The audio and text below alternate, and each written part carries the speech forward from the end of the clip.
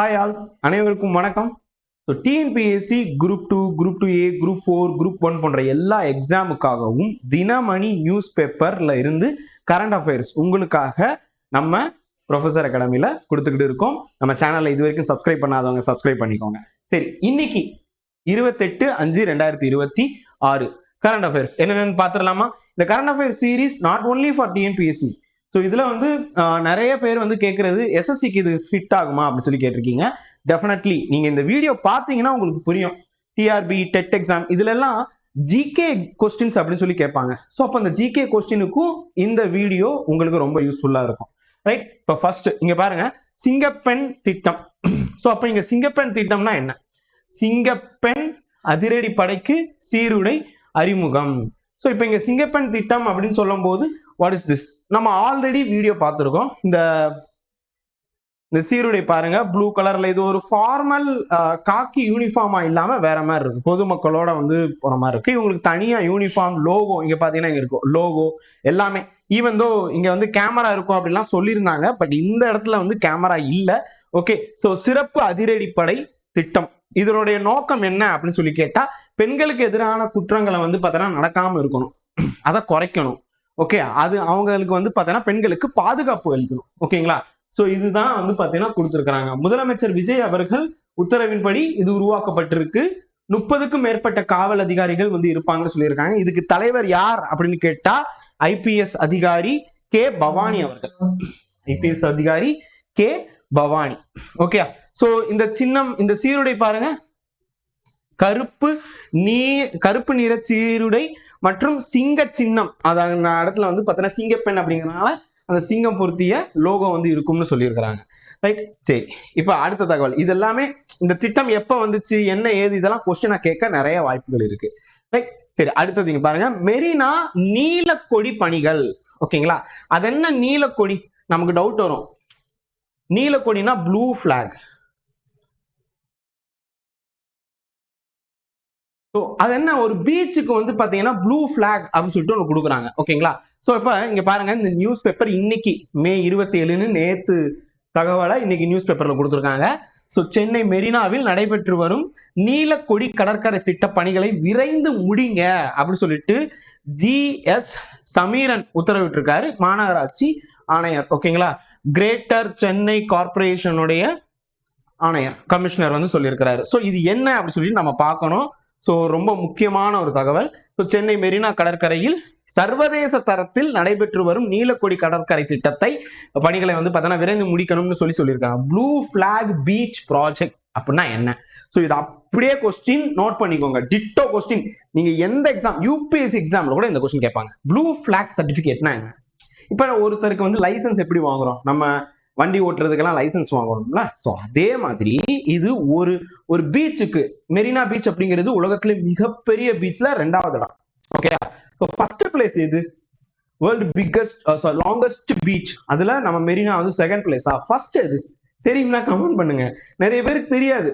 Maybe question கேட்கலாம்ல, 2வது வந்து மனசுல நிக்கிற அளவுக்கு 1வது நிக்கல. நண்பன் படத்துல மாத்தி சொல்லியிருப்பாங்க. Right, it is a globally recognised voluntary, ஒரு தன்னாட்சி அமைப்பு வந்து பாத்தீங்கன்னா ஈகோ லேபிள, சுற்றுப்புற சூழலுக்காக ஒரு குறியீடு வந்து, தரக்குறியீடு வந்து பார்த்தீங்கன்னா கொடுக்குறாங்க ஒவ்வொரு பீச்சுக்கும். அப்ப அந்த பீச்ல வந்து என்ன இருக்கும் அப்படின்னு கேட்டா, சோ மோஸ்ட் இம்பார்ட்டன்டா என்விரான்மெண்டல் ஃப்ரெண்ட்லி. ஓகேயா?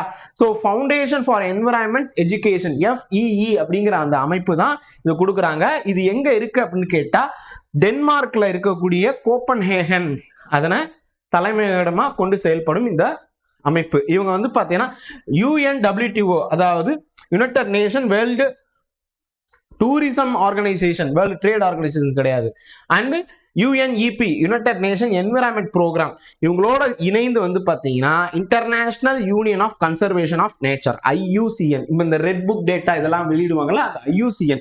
இந்த அமைப்பெல்லாம் சேர்ந்து NGO வந்து பாத்தீங்கன்னா கொடுக்கக்கூடிய ஒரு சர்டிபிகேட். ஓகேயா? சோ இதனோட வேலிடிட்டி அப்படிங்கிறது வந்து பாத்தீங்கன்னா ஒரு சீசனுக்கு இருக்கும், இல்லைன்னா ஒரு வருஷத்துக்கு இருக்கும். ஓகேங்களா? தேவைப்படுற போது அதை வந்து புதுப்பிக்கிற மாதிரி இருக்கும். இந்தியா வந்து பாத்தீங்கன்னா இதுக்குள்ள ஜாயின் பண்ணிருக்கு. எப்ப? 2018ல. ஓகேயா?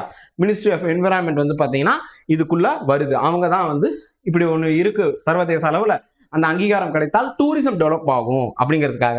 ஸோ இதுல பீம்ஸ் அப்படின்னு ஒரு ப்ரோக்ராம் கொண்டு வந்திருக்காங்க. பீம்னா என்ன? Beach environment aesthetic management services. So இதுதான் வந்து பீம் அப்படின்னு சொல்றாங்க. ஓகேங்களா? ஸோ இது வந்து கோஸ்டல் ஜோன் மேனேஜ்மெண்ட்டுக்காக கொண்டு வரப்பட்டது. இந்தியாவில் இப்போதைக்கு 18 ப்ளூ ஃபிளாக் பீச் வந்து இருக்கு. அது என்னென்ன பட்டியல்? ஸோ இந்த பட்டியலே வந்து பார்த்தீங்கன்னா மேட்ச் த ஃபாலோயிங் ஆகவோ இல்லைனா வந்து ஆட் ஒன் அவுட் அப்படின்னு கொஸ்டின் கேட்க நிறைய வாய்ப்புகள் இருக்கு. ஓகேங்களா? ஸோ இப்போ கோல்டன் பீச் எங்க இருக்கு? ஒடிஷாவில். ஏசியாவிலேயே முதல் பீச் இப்படி சர்டிபிகேட் வாங்கினது ஒடிஷாவில் இருக்கக்கூடிய கோல்டன் பீச் தான். சிவராஜ்பூர் குஜராத்ல இருக்கக்கூடியது, கோவளம் தமிழ்நாட்டில் இருக்கக்கூடியது, ஈடன் பீச் புதுச்சேரியில இருக்கு. ஈடன் பீச்னு சொன்னோடனே ஏதோ கொல்கத்தாவில் இருக்குன்னு நினைச்சிடாதீங்க. Eden beach Puducherry. Okay, so இதெல்லாம் வந்து ரீசெண்டா ஆட் ஆன பீச். ரைட், அடுத்தது இங்க பாருங்க, முக்கியமான கொஸ்டின். உச்ச நீதிமன்ற நீதிபதிகளாக 5 பேரை நியமிக்க கொலிஜியம் பரிந்துரை பண்ணியிருக்கு. நான் உங்களுக்கு கிளாஸ்ல எடுத்துருப்பேன்ல, NJAC national judicial appointment committee, அதை வந்து வாய்டு நல்லிஃபைடு பண்ணிட்டாங்க. ஓகேங்களா? எப்ப பண்ணாங்க? ஸோ அப்ப கொலிஜியம் தான் தொடரும்னு சொல்லியிருக்காங்க. ஸோ இது சம்பந்தமான அந்த என்ன சொல்ல ஜட்ஜ் கேஸ் பத்தி கொஸ்டின் கேட்பாங்க. எத்தனாவது ஜட்ஜ் கேஸ்ல வந்து இது மாதிரி பண்ணாங்க அப்படின்னு சொல்லி கொஸ்டின் கேட்பாங்க. ஸோ அப்ப உச்சநீதிமன்ற நீதிபதிகளாக 4 உயர் நீதிமன்ற தலைமை நீதிபதிகள் ஒரு மூத்த வழக்கறிஞரை நியமித்து அரசிடம் கொலிஜியம் வந்து பார்த்தீங்கன்னா பரிந்துரை பண்ணியிருக்கு. இதுல என்னன்னு கேட்டா, தமிழ்நாட்டை சேர்ந்த மோகனா இவங்க வந்து பாத்தீங்கன்னா நீதிபதியா மாறுறதுக்கு வாய்ப்பு இருக்கு. கொலிஜியம் வந்து பாத்தீங்கன்னா பரிந்துரை பண்ணிருக்கு. கொலிஜியம் வந்து பாத்தீங்கன்னா பரிந்துரை பண்ணிருக்கு. 1988 வழக்கறிஞரா போயிருக்கிறாங்க. ஓகேயா? கோயம்புத்தூர் சட்ட கல்லூரியில இவங்க படிச்சிருக்காங்கப்பா. இங்க பாருங்க, பெருசா தெரியும். ஓகேயா? சோ மூத்த வழக்கறிஞர் கோயம்புத்தூர லா காலேஜ்ல முடிச்சிருக்கிறாங்க. IBAன்னு சொல்லுவாங்க. ஓகேயா? சோ அதாவது இன்டகிரேட்டட் கோர்ஸ் சொல்லுவோம்ல, லா கோர்ஸ் அப்படின்னு சொல்லிட்டு, அதுல 5 ஆண்டு ஒருங்கிணைந்த சட்டப்படிப்பு அதை ஃபர்ஸ்ட் நிறைவு பண்ணவங்க இவங்க. 1983 இது வந்திருக்கு. இந்தியாவில் முதல் முறையாக 5 ஆண்டு இந்த இன்டகிரேட்டட் கோர்ஸ் சொல்லுவாங்க. UG முடிச்சுட்டு அப்படியே LLB படிக்கிறது. ஓகேங்களா? சோ அதை வந்து இவங்க முடிச்சிருக்கிறாங்க. சோ அஸ் வெல் அஸ் இவங்க எங்க எல்லாம் வந்து பாத்தீங்கன்னா ஒர்க் பண்ணிருக்காங்க பாருங்க. ஓகே, கிட்டத்தட்ட வந்து இந்தியாவில் சட்டப்படிப்பை நிறைவு செய்த முதலாவது மாணவர்கள் பிரிவை சேர்ந்தவர்கள் அப்படின்னு சொல்லி சொல்றாங்க. ஓகே, ஃபர்ஸ்ட் அப்போ இருந்த சட்டப்படிப்புல இருந்து. ரைட்டா? கபில் சிபில், KK வேணுகோபால், ப சிதம்பரம், அருண் ஜேட்லி போன்ற முன்னணி வழக்கறிஞர்களோட வந்து பாத்தீங்கன்னா பணியாற்றி இருக்காங்க. கடந்த 2015ஆம் ஆண்டு அவரை மூத்த வழக்கறிஞராக உச்ச நீதிமன்றம் நியமித்துள்ளது. சோ இவங்களை வந்து பாத்தீங்கன்னா இப்ப ஜட்ஜா மாத்த போறாங்க. சோ இப்ப கொஸ்டின் என்ன கேட்பாங்கன்னா, மேனா மேடத்தை பத்தி கேட்க மாட்டாங்க. மோகனா மேடத்தை பத்தி கொஸ்டின் கேட்பாங்கன்னா ரேர். பட் ஆனா உச்ச நீதிமன்றத்துக்கு எத்தனை நீதிபதிகள் இப்ப இருக்கிறாங்க கொஸ்டின் வரும். ரைட்? சோ எத்தனை நீதிபதிகள் வீடியோட கடைசியில சொல்றேன். மறக்காம வந்து பாத்தீங்கன்னா வீடியோ ஃபுல்லா பாருங்க. ரைட்? உலகை நிலைக்க செய்யும் ஆயுதம். பல்லுயிர் பெருக்கத்தோடைய அவசியம் பத்தி, பயோடைவர்சிட்டி பத்தி தினமணியில சென்டர் பேஜ்ல வந்து பார்த்தோன்னா கொடுத்துருந்தாங்க. இது ஒரு முக்கியமா இருந்துச்சு. இதுல ரொம்ப முக்கியமானது என்னன்னு கேட்டா, இந்த மே 22 வந்து பாத்தீங்கன்னா உலக பல்லுயிர் பெருக்க தினம் அப்படின்னு கொண்டு வந்திருக்காங்க. சோ அப்ப டேஸ் பத்தி வைப்பாங்க. மே 22 முக்கியமான தினம். இந்த நியூஸ் வந்து இன்னைக்கு நியூஸ் பேப்பர் வந்திருக்கு. ஆனா மே 22 பயோடைவர்சிட்டி டே பத்தி பேசியிருக்காங்க. ஓகேங்களா? சோ இது ஒரு பெரிய ஆர்டிகிள். சோ இதுல இருந்து ஒரு சின்ன சின்ன விஷயத்தை மட்டும் கொஸ்டின் கேட்கறாங்க. பல்லுயிர் பெருக்கத்துல வந்து உலக அளவுல பிரேசில் ஃபர்ஸ்ட் பிளேஸ்லயும் இந்தியா 8வது இடத்துலயும் இருக்கு. இது கொஸ்டின் கேட்பாங்க. இந்தியாவில வந்து பாத்தீங்கன்னா இமயமலை, மேற்கு தொடர்ச்சி மலை, இந்தோ பர்மா பகுதிகள் மற்றும் அந்தமான் நிக்கோபர் தீவில் இருக்கக்கூடிய சுண்டா லேண்ட் போன்றவை எல்லாம் பல்லுயிர் பெருக்க பகுதிகளாக இருக்கு. சோ இந்த மாதிரி வந்து பாத்தீங்கன்னா சில விஷயங்கள் கொடுத்திருக்காங்க. கண்டிப்பா கொஸ்டின் வரும். ஓகேங்களா? சோ அப்ப கொஸ்டின்ல நான் சொல்லிடுறேன், அதை அப்படியே நோட் பண்ணிக்கோங்க. உலக பல்லுயிர் பெருக்க நாள் எப்ப? மே 22. யார் அறிவிச்சாங்க? ஐநா சபை, யுனைடெட் நேஷன். ஓகேங்களா? So International Day for Biodiversity. உலகில மொத்தம் 87 லட்சம் உயிரினங்கள் வந்து இருக்கான். 87 லட்சம் உயிரினங்கள். அதாவது வகை சிங்கம், புலி அப்படின்னு ஒரு லிஸ்ட்ல வந்து பாத்தீங்கன்னா 87 லட்சம் உயிரினங்கள் இருக்கு. ஓகேயா? இங்க பாப்புலேஷன் பத்தி பேசல. மனிதன் அப்படிங்கிறது ஒரு உயிரினம். ஓகேயா? சோ அந்த மாதிரி குரங்கு, ஆடு, மாடு, கோழி அப்படின்னு பார்க்கும்போது 87 லட்சம் உயிரினங்கள். சோ தமிழ்நாட்டுல அரிட்டாப்பட்டி, மதுரை, நாகமலை குன்றுகள், நாகமலை குன்றுகள், ஈரோடு, அரிட்டாப்பட்டி வந்து பாத்தீங்கன்னா வைல்ட் லைஃப் சான்சுரியா சொல்லியிருக்காங்க. சோ ஃபர்ஸ்ட் பயோடைவர்சிட்டியா இருக்கு. நேஷனல் பயோடைவர்சிட்டி அத்தாரிட்டி 2003 கொண்டு வந்திருக்காங்க. ஸோ அதுவும் இங்க கொடுத்துருப்பாங்க. 2003ல நேஷனல் பயோடைவர்சிட்டி கொண்டு வந்திருக்காங்க இந்தியாவில், ரைட். ஸோ இது சம்பந்தமாகவும் கொஸ்டின்ஸ் இருக்கு, ரைட். அடுத்தது பாருங்க, அஸ்ஸாம் பேரவை பொது சிவில் சட்டம் மசோதா நிறைவேற்றம். பொது சிவில் மசோதா, யூனிஃபார்ம் சிவில் கோட் அப்படிங்கிறது என்ன? நம்ம பாலிட்டியில வந்து பாத்தீங்கன்னா டிபிஎஸ்பியில படிச்சிருப்போம், டைரக்டிவ் பிரின்சிபல் ஆஃப் ஸ்டேட் பாலிசியில படிச்சிருப்போம், ஓகேங்களா. ஸோ நம்ம ப்ரொஃபசர் அகாடமி கிளாஸ் கவனிக்கிறீங்கன்னா நம்ம அடுத்து வந்து பாத்தீங்கன்னா ஃபண்டமெண்டல் ரைட்ஸ் முடிச்ச கையோட டிபிஎஸ்பி படிப்போம், அதுல நீங்க பாப்பீங்க. இந்த பலதார மனம்னு சொல்லுவாங்க, பாலிகாமி, அது பண்ணா 7 ஆண்டு சிறை. ஓகே, இதுக்குள்ள நம்ம டெப்தா போனா கரண்ட் அஃபேர்ஸ்ங்கிறதுனால கரண்ட் அஃபேர்ஸோட பாத்திரலாம். என்ன கொஸ்டின் கேட்பாங்கன்னா, இப்படி அஸ்ஸாம் வந்து பாத்தீங்கன்னா நாட்டில் 3வது மாநிலம், ஓகே, நாட்டுல 3வது மாநிலம். அப்ப இந்த யூனிஃபார்ம் சிவில் கோடு வந்து பாத்தீங்கன்னா கொண்டு வந்த முதல் 2 மாநிலம் எது? ஸோ ஃபர்ஸ்ட், ஓகே, சட்டத்தை 3வதா வந்து பாத்தீங்கன்னா அஸ்ஸாம் கொண்டு வந்திருக்கு.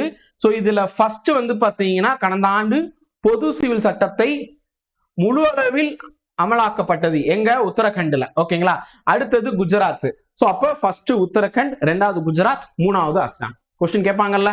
ஸோ இது டிஎன்பிஎஸ்ல இந்த தடவை உறுதி பிரிண்டட் கொஸ்டின் நினைச்சுக்கோங்க, ரைட். ஸோ இப்போ இங்க பாருங்க, அஸ்ஸாம் வந்து காமன் சிவில் கோட் இல்லைன்னா யூனிஃபார்ம் சிவில் கோட்னு சொல்லுவாங்க. உத்தரகண்டுக்கு பிறகு அஸ்ஸாம், உத்தரகண்ட், குஜராத், அதுக்கப்புறம் அஸ்ஸாம். ஸோ இது இப்படி பாலியாவை பண்ணா என்ன ஆகும்? 7 ஆண்டு சிறை, 7 ஆண்டு சிறை ஒரு குறிப்பிட்ட கம்யூனிட்டிக்கு, முஸ்லீம் கம்யூனிட்டிக்கு, ஓகேங்களா. ஸோ அதான் இங்க போட்டிருக்காங்க. இது ரைட்டா ராங்கா அது அடுத்த விஷயம், பட் இருக்கு. கரண்ட் அஃபேர்ஸா பார்ப்போம், ஓகேங்களா. ஸோ அதே நேரத்துல வந்து பதிவு திருமணம் வந்து கட்டாயம்னு சொல்லியிருக்கிறாங்க. ஆர்டிகிள் 44 விஷயம் வருது, ஓகேங்களா. டிபிஎஸ்பி யூனிஃபார்ம் சிவில் கோட் பழங்குடியினருக்கு வந்து பாத்தீங்கன்னா இதுல விலக்கு அளிக்கப்பட்டுள்ளது, ஓகே. சரி, அடுத்தது தேர்தல் ஆணையம் ஆவண வகைப்பாடு விதி மீறல் அல்ல அப்படின்னு சொல்லியிருக்காங்க. எஸ்ஐஆர் பணிகள் வந்துச்சு பாத்தீங்களா. சோ அது வந்து ரைட்டா ராங்கா? வாக்காளர் பட்டியல் சிறப்பு தீவிர திருத்த பணியில் வாக்காளர்களுக்கு குடியுரிமைக்கான ஆதாரமாக ஆவணங்களை வந்து வகைப்படுத்திருக்காங்க. அதுல ஆதார் இருக்கு. சோ அதுல என்ன சொல்லியிருக்கிறாங்கன்னு கேட்டா, இங்க பாருங்க, ஆதார் அட்டை குடியுரிமை ஆவணமாக கருத முடியாது. இன்னைக்கு சிட்டிசன்ஷிப் கிளாஸ் பார்த்திருப்பீங்க நம்ம ப்ரொஃபசர் அகாடமில. சோ அதுல வந்து சொல்லியிருப்போம், குடியுரிமைக்காக ஒரு கார்டு இருக்கான்னா எதுவுமே இல்லை, ஓகேங்களா. சோ இப்ப சுப்ரீம் கோர்ட் திருப்பி சொல்லியிருக்கு, குடும்ப அட்டையும் குடியுரிமைக்கான உறுதியான சான்று அல்ல, ரேஷன் கார்டு கிடையாது, ஓகேங்களா. சோ தேர்தல் ஆணையத்தின் நிலைப்பாட்டை வந்து பாத்தீங்கன்னா ஏற்றுக்கொண்டார், ஓகே. இதுல கடவுச்சீட்டு, பாஸ்போர்ட், பிறப்பு சான்றிதழ் போன்று அல்லாமல் குடும்ப அட்டை என்பது குடியுரிமைக்கான சான்று அல்லன்னு சொல்லியிருக்கிறாங்க. சோ இது வந்து மக்கள் பிரதிநிதி சட்டம், ஓகேங்களா. People representation of people act, RPA act 23(4) படி ஆதார் அட்டை தனிநபருடைய அடையாளமா கருத முடியாது, ஓகேயா. சோ அதான் இங்க வந்து சொல்லியிருக்கிறாங்க, மோஸ்ட் முக்கியம். சரி, இப்ப வாங்க கொஸ்டின் வாங்க. கொலிஜியம் சிஸ்டம் எந்த வழக்கு மூலம் நிலை பெற்றது? ஏன்னா அதுக்கு முன்னாடி என்ஜாக்னு இருந்துச்சு, அதுக்கப்புறம் இல்ல என்ஜாக் வராது, வாய்ட் அப்படின்னு சொல்லிட்டு இது கொண்டு வந்தாங்க. எந்த கேஸ் இது? இந்த ஆப்ஷன்ல பார்த்தா நீங்களே சொல்லிடலாம், ஏரோட கொடுத்துருக்கீங்க பாத்தீங்களா. அப்ப அதுதான் ஆன்சரா இருக்கும், right. So Minerva Mill case, Kesavananda Bharati case பத்தி எல்லாம் நம்ம கிளாஸஸ் பார்த்திருக்கோம். சோ செகண்ட் ஜட்ஜ் கேஸ் வரும். அதே மாதிரி உச்ச நீதிமன்றத்தில் தலைமை நீதிபதி உட்பட எத்தனை பேர் நியமிக்கலாம் அப்படின்னு சொல்லிட்டு இப்ப ரீசெண்டா அப்டேட் வந்திருக்கு. ஆன்சர் தெரியுமா? 38, ஓகேங்களா. Answer 38, right. அடுத்தது செகண்ட், இது பார்த்துட்டோம் ஏற்கனவே. செகண்ட் ஜட்ஜ் கேஸ் எந்த வருஷம்னு பார்த்துட்டோம். இப்ப வந்து ரீசெண்டா 38. அடுத்தது நேஷனல் பயோடைவர்சிட்டி அத்தாரிட்டி எந்த சட்டத்தின் கீழ் நிறுவப்பட்டிருக்கு பார்த்தோம். இப்ப ரீசெண்டா பார்த்தோம், biodiversity authority act, biodiversity act வந்திருக்கும், ஓகே. தமிழ்நாட்டுல முதல் பயோடைவர்சிட்டி ஹெரிடேஜ் சைட் என்ன? அரிட்டாபட்டி, மேலூர், ஓகேங்களா. சோ இங்க பாத்துக்கோங்க அதுக்கான answer, right. Uniform civil code எது கீழே வருது? ஆர்டிகிள் 44 டிபிஎஸ்பி கீழே வருது, ரைட். டிபிஎஸ்பி எந்த பார்ட்டுக்குள்ள இருக்கு? பகுதி 4க்குள்ள இருக்கு, தட்ஸ் ஆல். ஸோ கண்டினியூவா வந்து பாத்தீங்கன்னா நீங்க வீடியோஸ் பாத்தீங்கன்னா உங்களுக்கே வந்து ஜிகேங்கிறது பயமே இல்லாம ஈஸியா, இதுதானே ஜிகே, நான் ஆல்ரெடி புக்கு படிச்சிட்டேன், வீடியோ பார்த்துட்டேன், நியூஸ் பேப்பர் படிச்ச மாதிரி ஆயிடுச்சு, ஈஸியா எக்ஸாம்ல போய் ஃபுல் மார்க் எடுக்கிறதுக்கு ரெடியா இருக்கேன் அப்படிங்கிற மனநிலை வந்துடும். ஸோ நீங்க ரெடியா இருக்கீங்களா? எக்ஸாம்ல கிளியர் பண்ணுவீங்கன்னு நினைக்கிறேன். கிளியர் பண்ணீங்கன்னா எஸ் அப்படின்னு சொல்லிட்டு கமெண்ட் பண்ணுங்க. ஆல்ரெடி கேட்ட கேள்விக்கு கமெண்ட் பண்ணவங்களுக்கு வாழ்த்துக்கள். ஸோ சப்ஸ்கிரைப் பண்ணாதவங்க சப்ஸ்கிரைப் பண்ணிக்கோங்க. நன்றி, வணக்கம், ஜெய் ஹிந்த்.